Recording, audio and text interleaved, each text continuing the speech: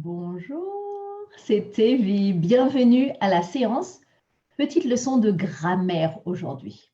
On va voir, we're going to see les pronoms i et en action. Donc, vous allez pouvoir apprendre comment marchent i et en et comment les utiliser quand vous parlez en français. You're going to see the uses of them. This is not for brand new learners. I would not be starting with pronouns, but once you get a bit further in your, once you get a little bit further in your French learning, you will realize that in English, quite often, you replace something that you mentioned previously, and that's when pronouns come in. So you'd say, I'm going to Paris next summer. I'm going to stay in Paris for 5 days. I'm going to see as much as I can see in Paris. You may not want to keep repeating the same thing. In Paris, in Paris, in Paris. You might at one point switch to there. Another example is, I want to buy 2 baguettes. I need 2 baguettes for our breakfast this morning. And now that I've bought 2 baguettes, I better cut them up. You might want to replace deux baguettes with a pronoun. In English, you'd say chop them up, par exemple. Alors, les pronoms i et en do just that. They allow us to take a chunk of the sentence that you mentioned previously and replace it. So I'm going to do this very informally and take you through step by step what it looks like. I will keep checking for questions every time I reach a milestone. And this is going to be in three steps, the third one being the most complicated.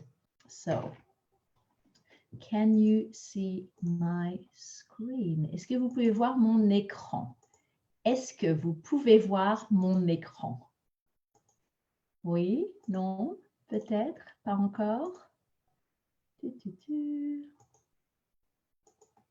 Est-ce que vous pouvez voir mon écran? If you're here live, please say bonjour, coucou, or salut, so I know you're here. We're going to start with en. I just want to make sure that you can see my screen.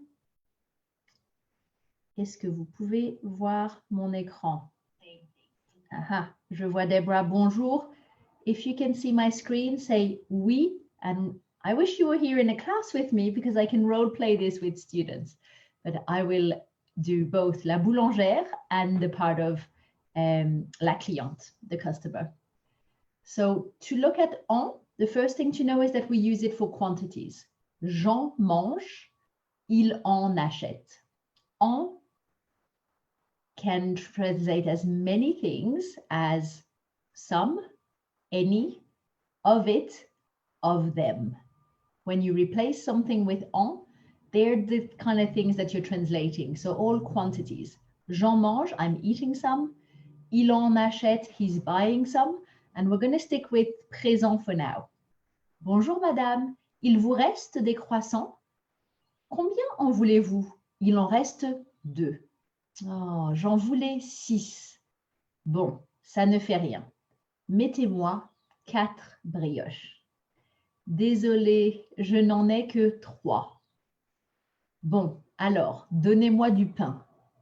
Il vous en reste au moins. Ah non, il n'y en a plus. Il n'y en a plus. So as I said, this would be for intermediate students. There's a few phrases in here and verbs that wouldn't be entry level. So maybe keep this video as saved and come back to it later when you get to pronouns. For intermediates, you may recognize some of these. So hello, Mrs. Bonjour, Madame. Il vous reste des croissants is how we say, do you have any croissants left? Combien en voulez-vous? How many would you like? How many of them would you like? In French, we will always refer to the of them. In English, sometimes it's implied. Combien en voulez-vous? There are 2 left. Il en reste 2. Again, there are 2 of them left. Of them is implied in that sentence in English. En français, we need that en. J'en voulais 6. I wanted 6 of them. I wanted 6 might be what you say of them is implied. In French, it has to be there. J'en voulais 6. Bon, ça ne fait rien. Mettez-moi 4 brioches. Just pop 4 brioches in a bag for me. Just put them in. Put them aside for me. Ça ne fait rien. It doesn't matter. Ça ne fait rien. Désolé, je n'en ai que 3. Sorry, I only have 3 of them. This is a disaster. Sortie à la boulangerie. Not much going her way. Désolé, sorry, je n'en ai que 3. I only have 3 of them. Remember, ne que means only, and it's not a negative when you translate it back into English. Bon, so, alors, donnez-moi du pain. Give me some bread. I'm in a bakery. Je suis à la boulangerie. Il vous en reste au moins. You have some left, at least. Au moins is at least. You have some left, some of it left. En, here is some, or some of it. Ah non, il n'y en a plus. Oh no, actually, there's none left. None of it. None at all. Not any left. So, in this dialogue, we've seen that en can translate as, en anglais, it can be some, it can be any, it can be of it can be of them, anything to do with a quantity. D'accord? So we'll go through a few examples. When you want to replace something like j'ai, I'm going to make this a little bit bigger. Okay. All right. J'ai du temps. I have some time. Let's say that that's the thing that you want to replace. That's a quantity. It's introduced by du, anything with du, de la, des, or de l'apostrophe is what we call a partitive. I'm going to avoid any grammatical terms today, but it means some. You might have learned that it means some. Sometimes it's implied in English, sometimes it's stated. I have time. I have some time in French. J'ai du temps. So to transform this, we're going to use the pronoun en. Then it comes down to where do we put it? For that, we need to spot where the verb is. Here's my verb, est. And for all sentences that have a verb structure that sits in one word, like in present, est is the verb. There's only one. If you've studied passé composé or futur proche, you know that sometimes verbs sit in 2 words, like in English, I am going, both those bits make the verb. Here, when the structure is one word, the verb sits in one word, we always put it before. So now we have the je, and the en comes before, and then as I said, the verb is preceded by the en. J'en ai, I have some. Another example with quantities is even when there's a number of things. J'ai 3 chevaux. I have 3 horses. You want to say, I have 3 of them. So you're replacing the quantity of the horses. You've spotted it's a quantity. What's your choice of pronoun? It's en. Spoiler, because it's the only one we've seen so far.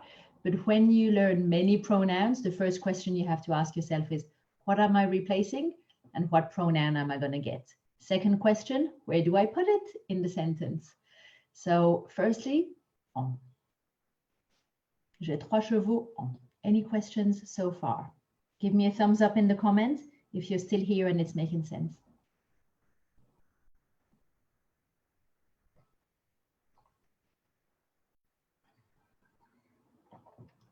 Mon petit café. Alors, j'ai 3 chevaux. Pop in the chat if you have a guess of how we'll say, I have 3 of them. I have 3 horses. I have 3 of them. I have 3 of them. Anybody? Anybody? Oui, I have lots of bonjour, salut. Cassie, bonjour. Elif, Laurie, bonjour. Deborah, bonjour. Super. Bonjour tout le monde. I know there's a little delay in your responses, so I will type the answer for this one. J'en ai 3. I have 3 of them. Remember, here is en would be some. I have some. But here, the en is of them. You have to be a little bit flexible with en. It does translate as many things. If you're hoping that each word in English matches one word in French, you're going to be in a world of pain. So just be flexible that many words can have many meanings. And en, here's a pretty exhaustive list. There's not many other meanings. They'd be pretty rare. If you can remember some, any, of it, of them, and think of quantities in general, you will have that reflex of using en when you want to replace a quantity. Some time, 3 horses, 20 books, 5 children, anything like that. So again, we had one verb here, so we're leaving it in, the en is going to come right before. D'accord? J'en ai trois, j'en ai trois, j'en ai trois. I've got full perfect answers. I'm going to turn the heat up a little bit and challenge you to do one with passé composé. Il a lu 3 livres. I want to keep it nice and simple. Il a lu 3 livres, which means he read 3 books. He read 3 of them. How will we say this one? He read 3 of them.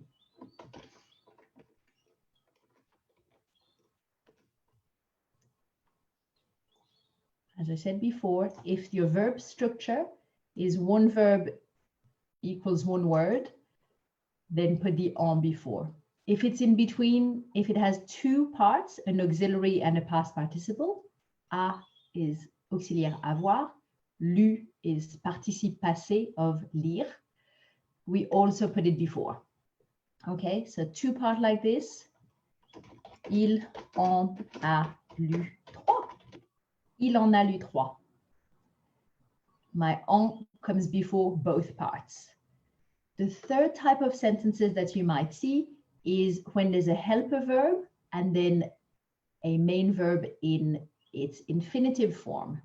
For example, if you want to do something, if you are going to do something, if you hate doing something, anything that has a verb where you conjugate the first verb and it's followed directly by another verb in infinitive, in that case, the en doesn't go right at the front. So watch out for this example.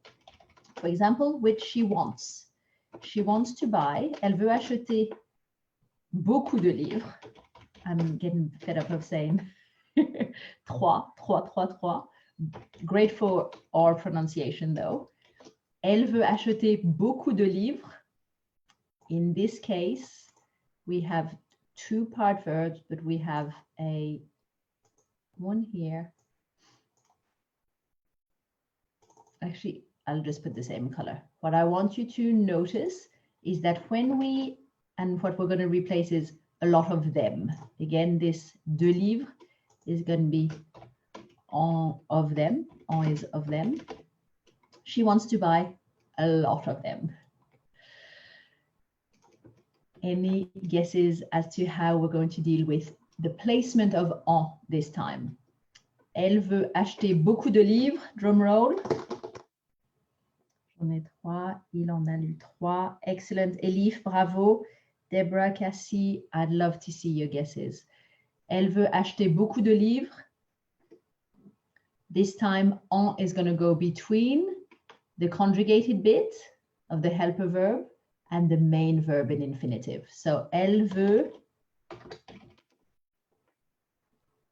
en acheter beaucoup. Exactement. Exactement, Elif. Très bien. Woo! And that's why I have to give you examples in different tenses. If there wasn't a shift, I wouldn't bother.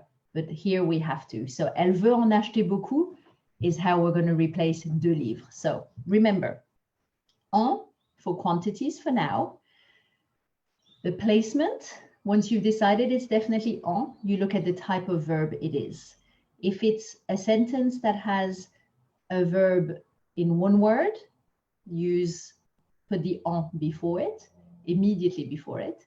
If you see a sentence in passé composé, think of it as part A and B of the same verb. They really, those two, when it comes to pronouns, they don't separate. They really have to stay together.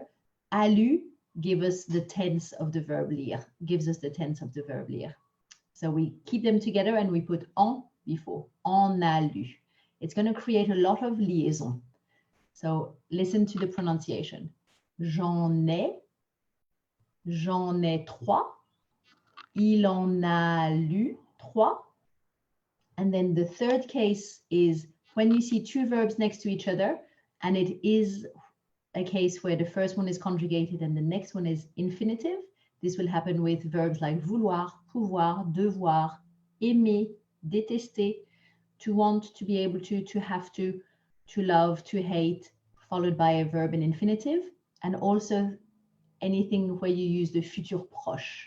When you use the futur proche, because we use aller in present, je vais, tu vas, il va, and then the verb, je vais acheter, tu vas acheter, it's that same formula. It's a conjugated verb followed by the main verb, the one you're really using in that sentence.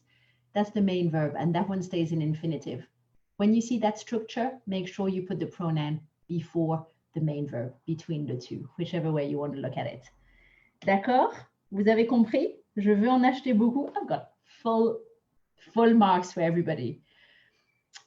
Je veux en acheter beaucoup. Je veux en acheter beaucoup. Je veux en acheter beaucoup. Ashley, Laurie, Elif. Super. If I had gold stars to give out today, I would. So this is where you have to be careful. When there's a switch of tenses, and we have a, can I do this? Yeah, this one is the one where the en gets put in that slightly awkward phase. D'accord? Très bien. Alors, le pronom en. We're going to look at how it looks when it's used in negative also. So, tu prends du café? Oui, j'en prends. Non, je n'en prends pas. Are you having some coffee? Here's a perfect case of quantity. So, yes, I'll take some, I'll have some. No, I won't have any. The en in the positive is going to translate as some. The en in the negative is going to translate as any, which is why I say try and be flexible with the meaning of en. It can be some in a positive sentence, but in a negative or question, interrogative ou négative, it will be an any. And then it can be of it or of them when it's a quantity of things. D'accord? Tu veux de la sauce? Oui, j'en veux. Non, je n'en veux pas. Il y a de l'omelette? Oui, il y en a. Non, il n'y en a pas. Tu as des oranges? Oui, j'en ai. Non, je n'en ai pas. Elle a du talent? Oui, elle en a. Non, elle n'en a pas. So as I said, because we have an en, it's gonna cause a lot of liaison. So my tip for you, if you're able to apply the rule of where the en goes, let me remind, I'll say it differently.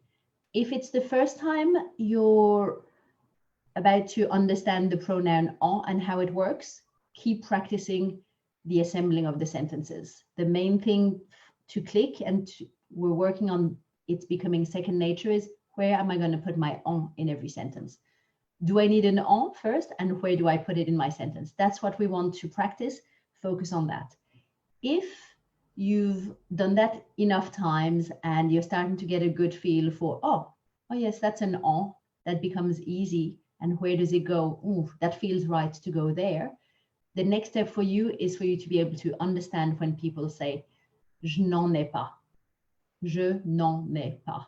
Okay? So for you to practice that by yourself, if you don't have a teacher, I recommend recording lots of sentences in positive and negative with en and later with I, so that you can practice that by yourself and just play them and just check, can I understand it? Yeah, can I untangle all of those liaisons? So work on those, make sure you read them out loud.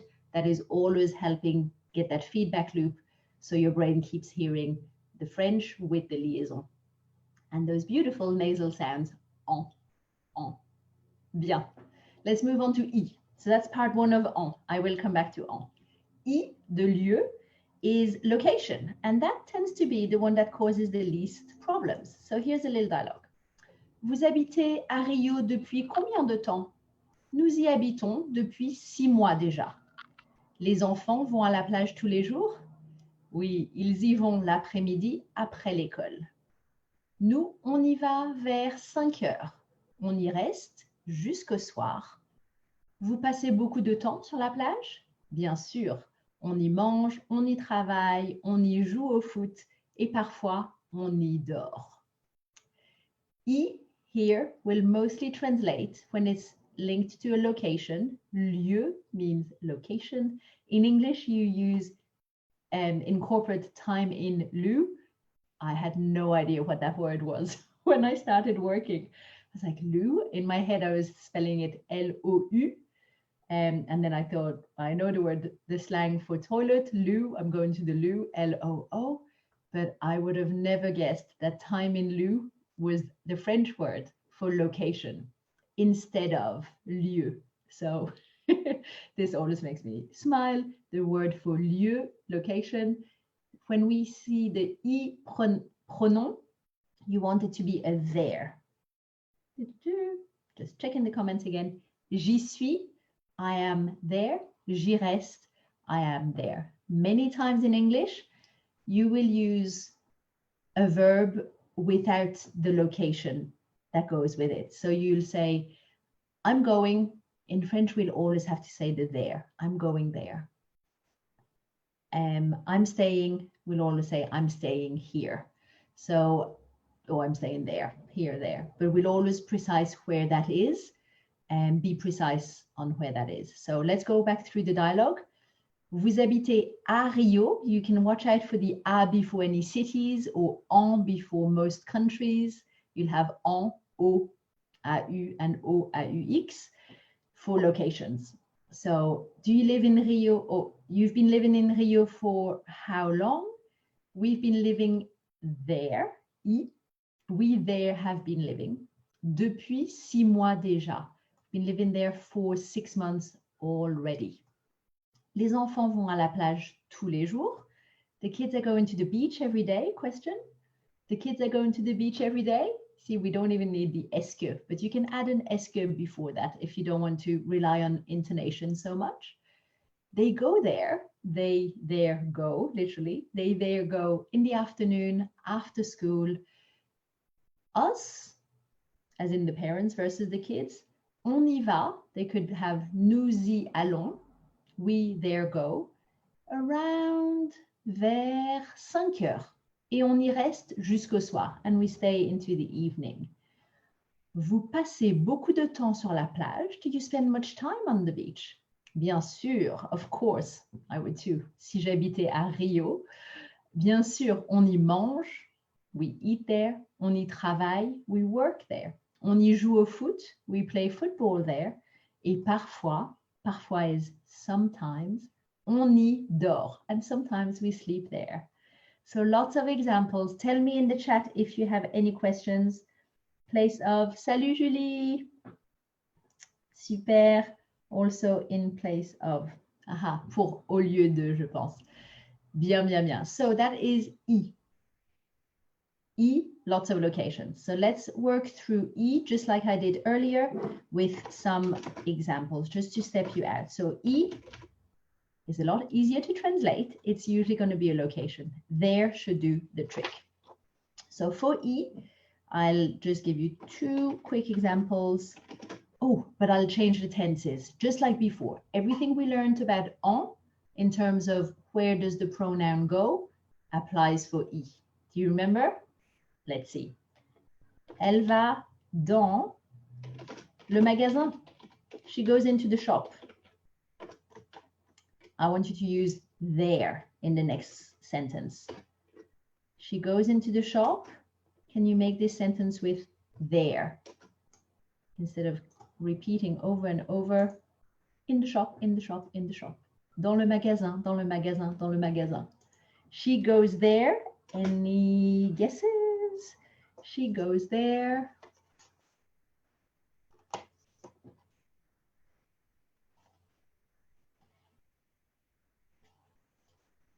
Pardon, il fait froid ici. She goes there.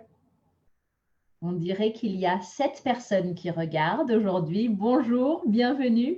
We are midway through part number 2. So we've seen en of quantity and e for location, and we're going to start playing with it.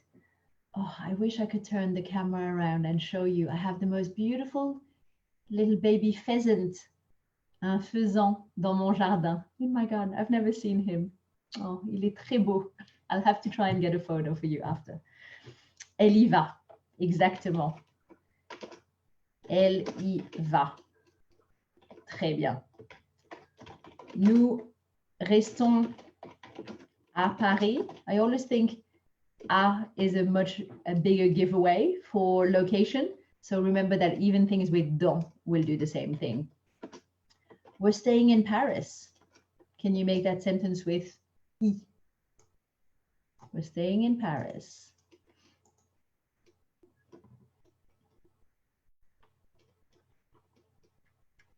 Bravo. Ashley, elle y va. Laurie, elle y va. Ellie, elle y va. Ashley, nous y restons. Oh, I think the time frame is, the time delay between my video and you is getting faster. Nous y restons. Très bien. Let's do a passé composé. Elle est allée dans le magasin. Using I again. This time she went in the shop. Where is I going to go in my shrunk sentence? Because the pronoun allows us to replace a complément de lieu, a big suite of words. So it's always going to be a shrunken sentence, a shorter sentence when you use pronoun.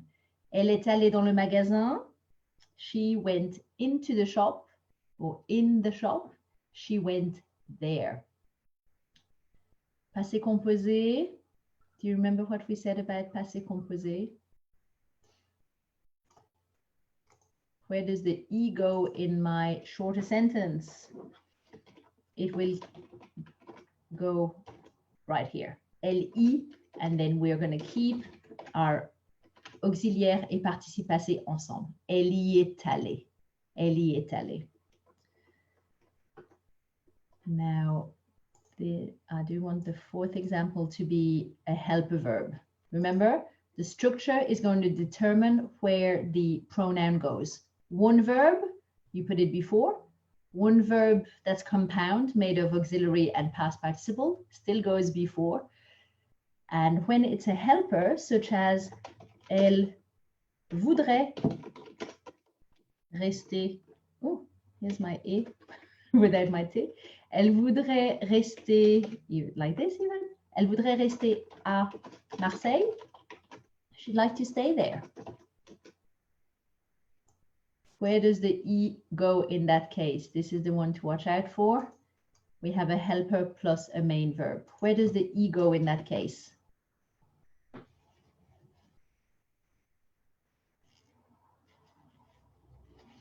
Elle voudrait rester à Marseille. She would like to stay in Marseille. Let me make it a little bit bigger. Elle voudrait rester à Marseille. Elle y est allée. Nous y restons. Elle y est allée. Elif, Ashley, bravo. Elle y est allée. Elle voudrait y rester. Exactement. Elle voudrait... Oh my goodness. Pardon. Voudrait avec un T. Elle voudrait... I was planning on writing a different sentence, and talking and writing at the same time clearly doesn't work. Elle voudrait y rester. Elle voudrait y rester. She'd like to stay there. She would like there to stay. Keep your pronoun between the conjugated helper and the main verb that's in its infinitive form. That is the only time where it doesn't go right before. Super. Now I know most of... Oh, pardon. Why is this not moving? Aha. So this one is the one to watch out for. Okay.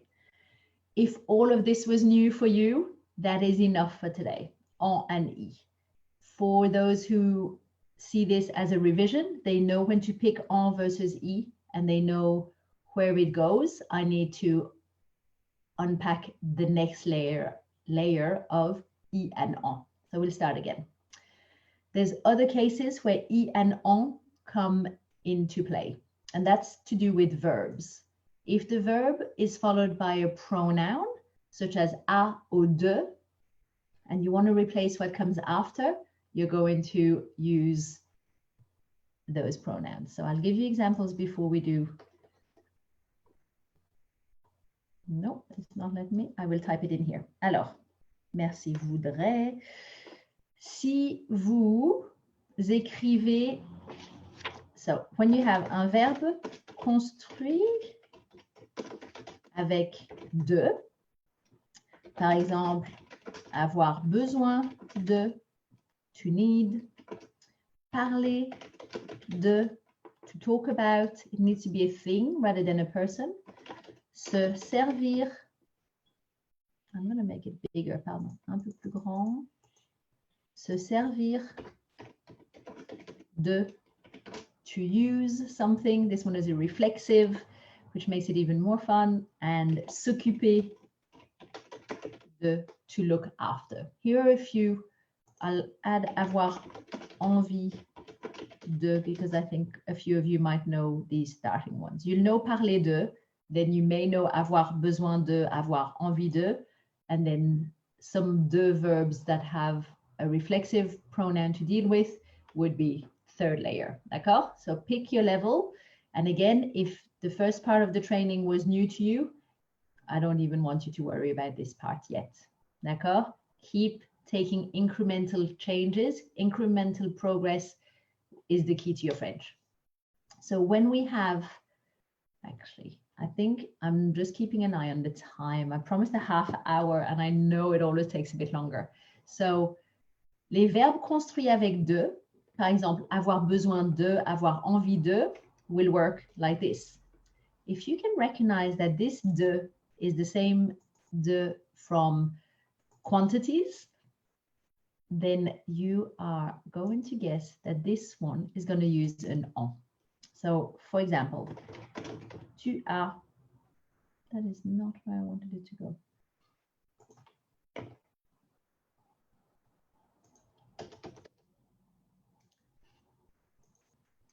Okay, bit more room for examples. Merci.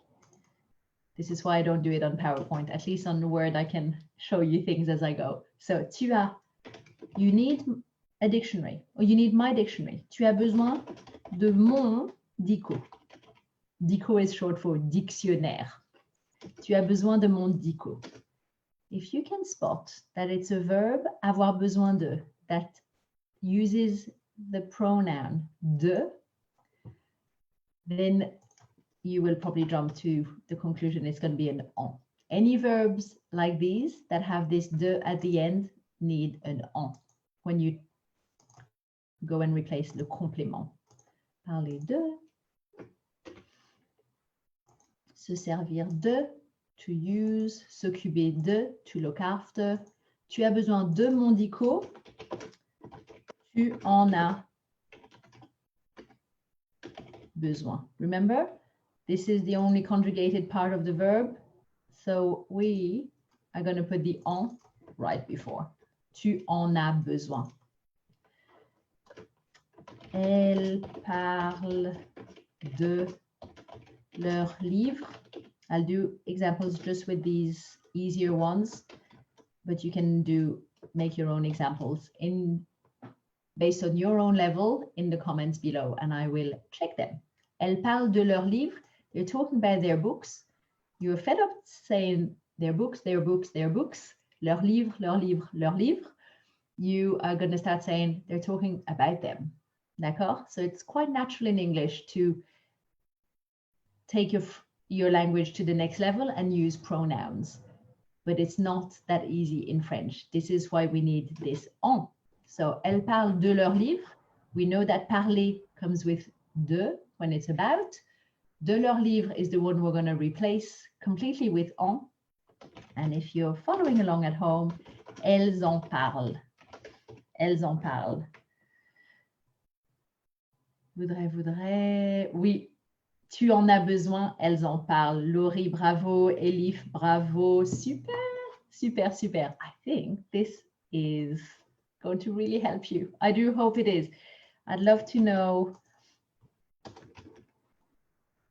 if it is. I'm going to copy the same look for verbs with a.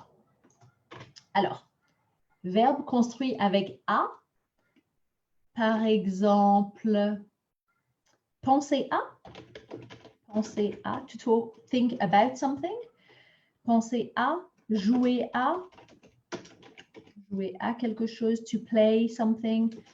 S'habituer à, I like to put one or two irregular reflexives in there for the people who are at that level where they can stack pronouns with reflexive verbs.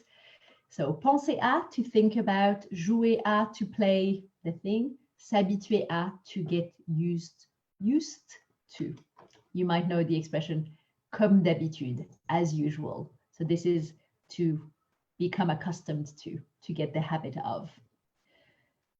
Par exemple, il pense à son travail.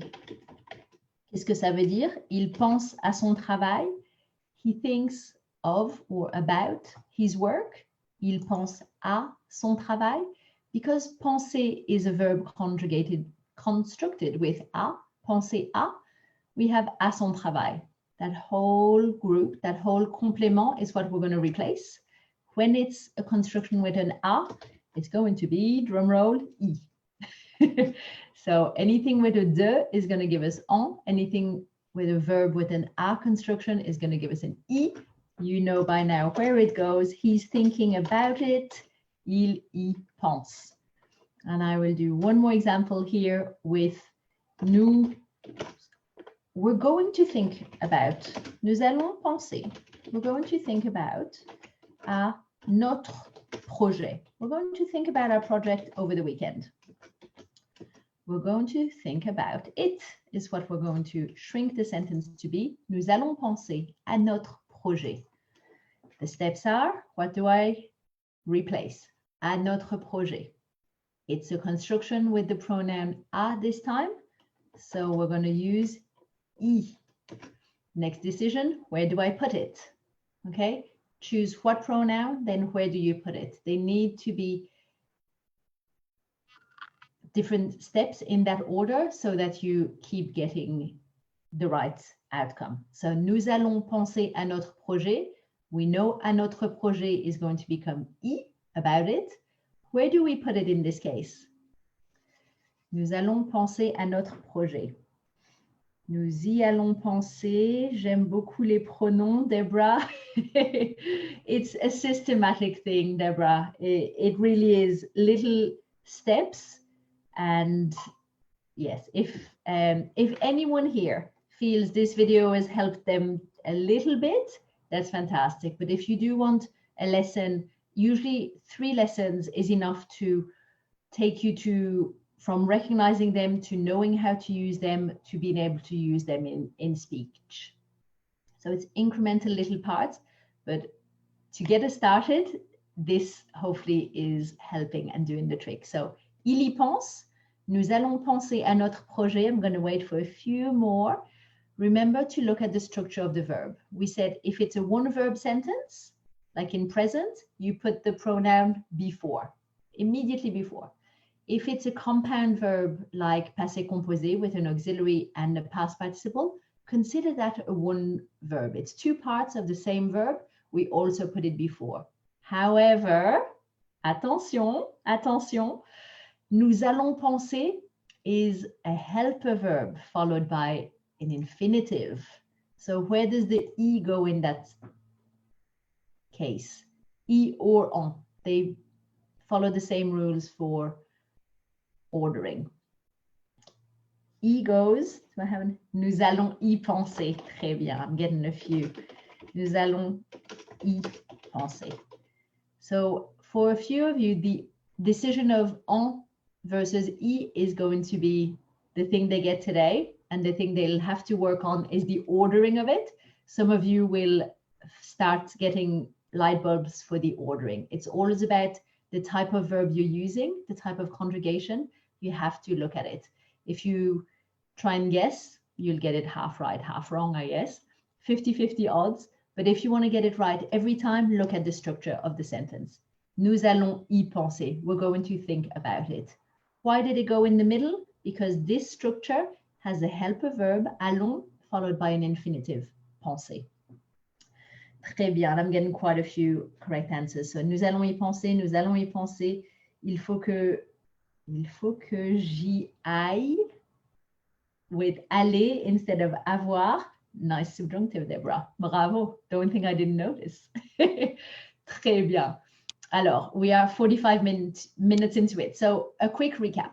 Pronom en is used with article indéfini. So, when you replace things like un livre, une maison, des enfants, au article partitif, which is some or any, de la confiture, de l'eau, des voitures. So, article indéfini is your un, une, and des. Article partitif is your du, de, l'apostrophe, de, la, or des. Or any quantities. We did some with I have a lot of them. That of them is also going to be an en. Plus, this is the advanced rule, verbs constructed with de. There's no rule to tell you that the verb is with a de or with an a.